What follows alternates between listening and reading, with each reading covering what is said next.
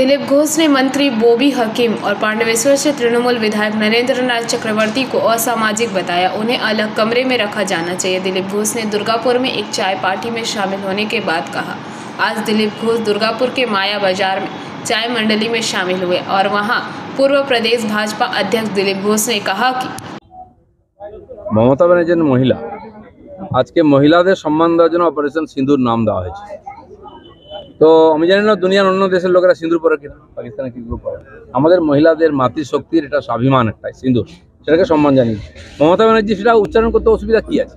যদি তাই বলে কেউ, যারা সিঁদুর পরে না তাদের সঙ্গেই উনি আছেন, যারা সিঁদুর মানে না তাদের সঙ্গেই উনি আছেন, এটা ধরে নিতে হবে। এই ডোমজুড়ে শ্বেতা খানকে দেখা গেল তৃণমূলের নেতা, সাংসদ, মন্ত্রী তাদের সাথে, যাকে নিয়ে যত সমাজ বিরোধী, যত 2 নম্বরী কারবার, দেহ ব্যবসা থেকে আরম্ভ করে যে পরিবার করে, সে হচ্ছে পার্টির নেতা এবং তিনি পার্টির সব নেতাদের সঙ্গে ছবি তুলেছেন, সামনে হাঁটছেন। এখন জানা গেল নাকি সেই লাভটা টিএমসির নেতারাও নিতেন, তাই কিছু বলতেন না। পানিহাটিতে তৃণমূলের কাউন্সিলরকে প্রকাশ্যে মারধর করতে দেখা গেল।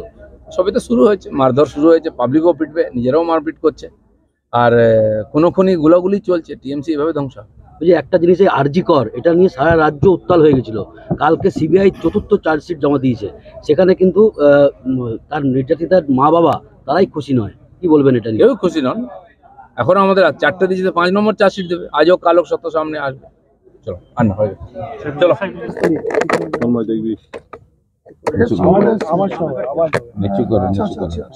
নিচু করো, মুখি দেখা যাবে। বলো।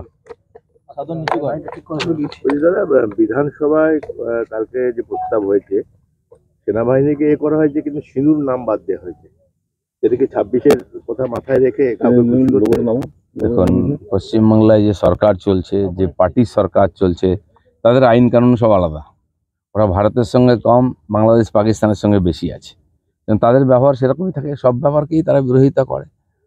সংবিধানকে মানে না যারা, সুপ্রিম কোর্টকে মানে না, সংসদকে মানে না, তাদের কাছ থেকে আর বেশি কিছু আশা করা যায় না। সব কিছুকে বিকৃতি করা, সব কিছুকে আর নিজের মতো নাম দিয়ে দেওয়া, কেন্দ্রীয় প্রকল্প, এটা প্রথম থেকে আসে, এটাও তাই হচ্ছে।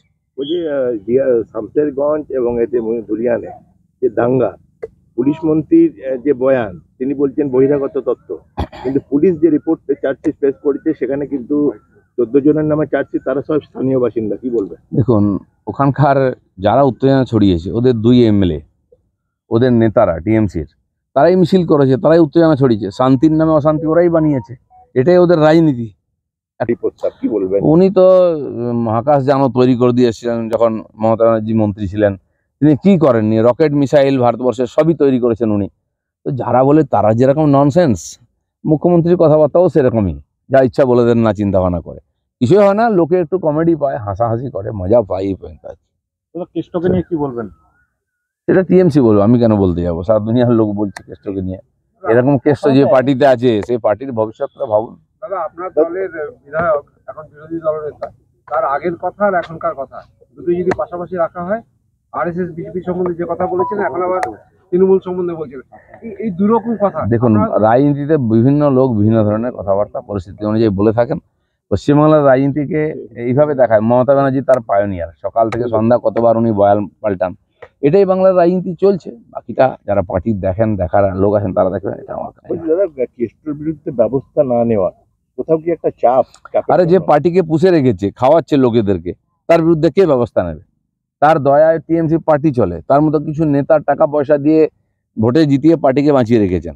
আপনারা যত বয়ানবাজি করুন, যতই নিউজ করুন, কেষ্টর বিরুদ্ধে ব্যবস্থা নেওয়ার মতো টিএমসির হিম্মত নেই। গরু পাচারের কোনো মূল তথ্য কি জানা? ওই জন্য কি মুখ তাকে সাহস পাচ্ছে না? অনেক কিছুই জানেন না, উনি সব করেছেন, সবাই জানে। সেই জন্য জেল খেটে এসছেন। তো সেই জন্য উনি যা ইচ্ছা করবেন, কারণ ওনারা যতদিন টিএমসিতে আছেন ততদিন টিএমসিটা বেঁচে আছে। নীতি, আদর্শ, কর্মপদ্ধতি কিছু নেই। কিছু ধান্দাবাজ নেতা, দুর্নীতিগ্রস্ত আর দুর্বৃত্ত আছে, তারা টিএমসিকে চালাচ্ছে। এই ধরনের ইনলিগাল সোর্স থেকে টাকা আসছে, তাতেই টিএমসি বেঁচে আছে। চলুন, ধন্যবাদ। दुर्गापुर से निमाई दास की रिपोर्ट, पीवीटीवी न्यूज़।